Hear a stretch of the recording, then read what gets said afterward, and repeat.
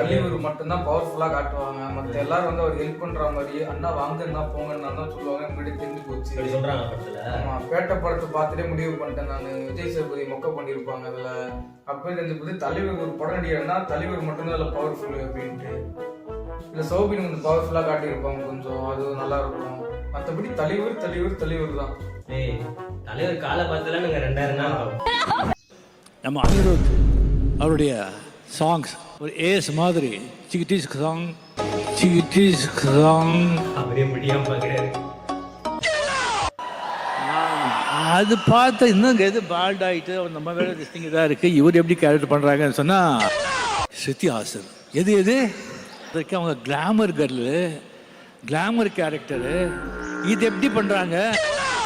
அதுக்கப்புறம் வந்து ஒரு கேமியோ சார் அமீர் கான்,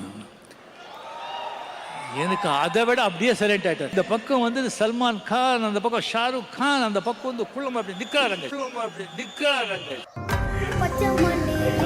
பாத்துக்கிட்டல இந்த மீம். நான் இன்னொரு மீம் ஒண்ணு பார்த்தேன். என்னதுன்னா வந்து அடுத்த ஜெயிலர் 2 ஆடியலான்ஸ்ல வந்து நெல்சன் வந்து மேலே நின்று கூலி படம் சரியா போகலன்னு சொன்னாங்க.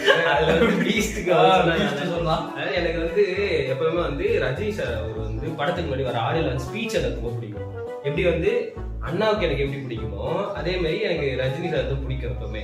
அது ஒரு மோட்டிவேஷன் கதை ஒண்ணு இருக்கும் எனக்கு, அதனால அது ஒர்க் ஆகும். அந்த கதையை புரிஞ்சுக்கிட்டு